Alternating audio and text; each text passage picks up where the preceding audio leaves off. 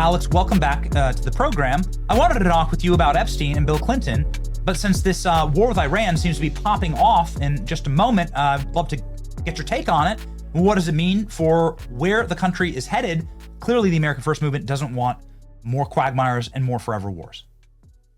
Well, if you remember 2 weeks ago, Trump started evacuating people out of different embassies over the Middle East and was looking like they were going to strike them. But now we know that was to get intelligence to see where the Iranians sent weapons. It was to pick up signals intelligence, probably. This time it looks like they are getting ready to hit because the negotiations have fallen through and Iran is refusing to give up what the West says is its nuclear program. But even people like the founder of Blackwater, who's really smart, Eric Prince, has said he's not a fan of the mullahs, but regime change isn't certain, and this could really cause some major problems. But regardless, I'm no fan of the mullahs myself, and so I would like to see them removed. That it is a dictatorship over their people. They're very unpopular. But China has shipped a lot of anti-ship missiles that our experts believe will be able to get through to the aircraft carriers. The question is, can the Iranians forward deploy them enough to get the Gerald R. Ford in the Mediterranean? But the other aircraft carrier is over by Iran and can be hit. And so if Iran does hit the aircraft carrier, we'll go to full war with Iran, and that could potentially lead to World War III because it has a defense deal with China, North Korea, and Russia. So that's really some of the major dangers here. But as you said, the massing of forces there is much bigger than what we saw last year during the little 7-8 day operations we saw between Iran and Israel. So this is a very, very dangerous moment in history. And from all of my sources, it's really up to Trump. Up until the last minute, he could decide to give the order or not give the order. If you remember, we were told 5 or 6 times that we were going to go into Venezuela and that tomorrow would be the day. And that kind of got them to where they were complacent. And then finally, when it did happen, we caught them with their pants down. And of course, the U.S. military, regardless of what you thought of that, did an excellent, really almost perfect job. And so that's what we're looking at right here. This is a big deal. I'm very sorry for the side quest question, Alex, but it's something that I've dreamed about asking you. What is a discombobulator? I don't know the specific secret weapon system Trump's talking about. I know that they have a lot of exotic weapons. I could go through some of the theoretical stuff and what we know has been developed over the decades. The information I have on those weapon systems is old, so you can imagine they're much more advanced. But they have kind of a Glock system that's associated with manipulating the time-space field between dimensions. That going back to the first experiments with it with the Germans and then the U.S., that everybody around it really gets sick. It's like the Havana syndrome on steroids.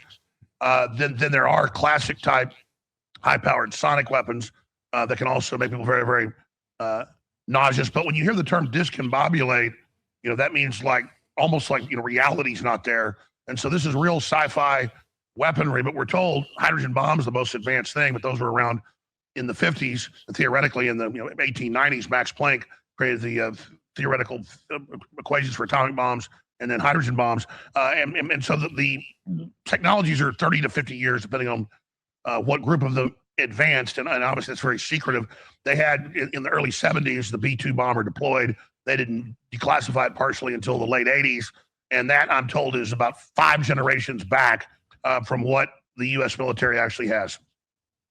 Many people have wondered whether the UFO files are kept secret because the UFO technology is simply military technology that's being tested on our people or domestically, and that the federal government has the ability to manipulate time and space. And I say that, Alex, because they straight up, and that's not what this interview is about, but I hope you don't mind this little side quest here. That, they said that in this astonishing document.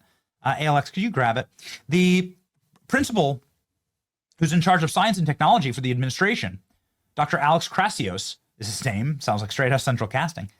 He says, no, we have the ability to manipulate time and space with our military tech. What does that mean, Alex? I mean, you just talked about the discombobulator changing reality.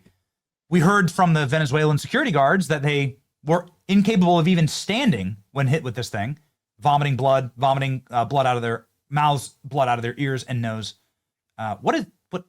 I mean, did we use some space age shit on these guys? Well, there are all sorts of systems.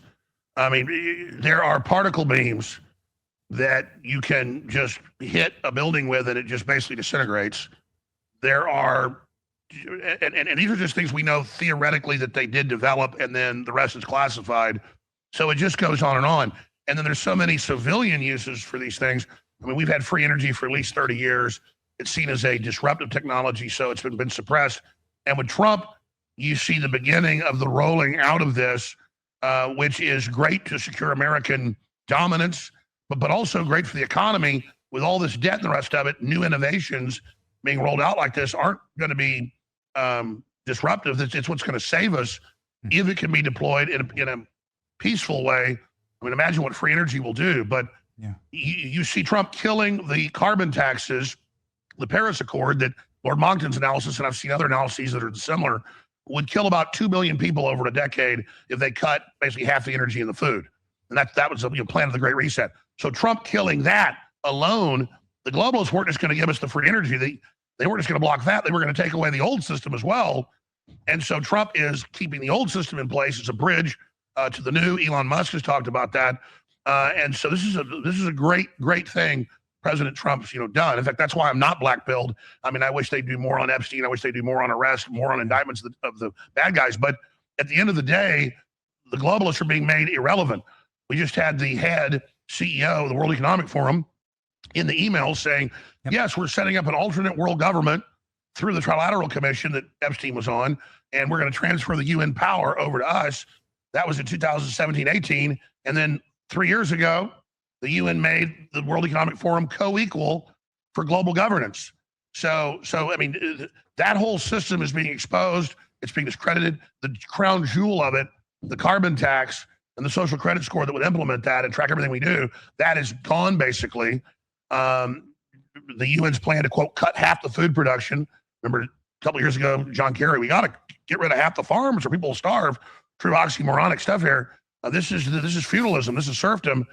And so all of that, the old system is being shut down. The predatory Great Reset, collapsed civilization, post-industrial world, and Trump's making real moves to bring us into the George Jetson world that's right under our noses. It's true. My wife's grandmother is visiting us. She's 95 years old, and I have a Tesla, and I love it. And it's a self-driving Tesla.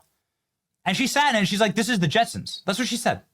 She's never been in one of these things, and we like self-drove, and we went down the street, got ice cream, and the car drives itself. And she's like, "I can't believe it. I can't believe I'm living to see this. It's the Jetsons." That's what she said. And all of those technologies aren't evil in and of themselves. It's how they're deployed. Yeah. And Musk is saying, have more children and have all this, empower us and use these, autonomous systems to go out and build our space bases and build our colonies so that humans can then go inhabit them and, use AI, assembling whole fleets and systems out of the asteroid belt to then go terraform Mars quicker. This is really exponential. If it's deployed for humans, it's unlimited. But if it's deployed from a globalist depopulation bent, that the future is not human, that the WEF says, then it is meant to replace us, and it is the Antichrist. So it's a tool, and it really depends on what spirit is in the machine, one of God and the Holy Spirit and pro-human systems, or one of replacing humans.